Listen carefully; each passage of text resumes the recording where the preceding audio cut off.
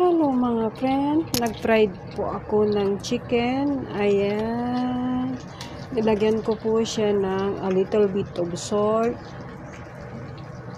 garlic powder, black pepper, 1 egg, 2 tablespoon of flour. Ayan po siya.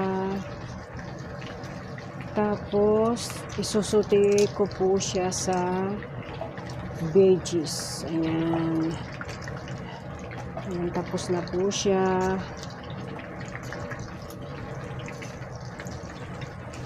Ayan po.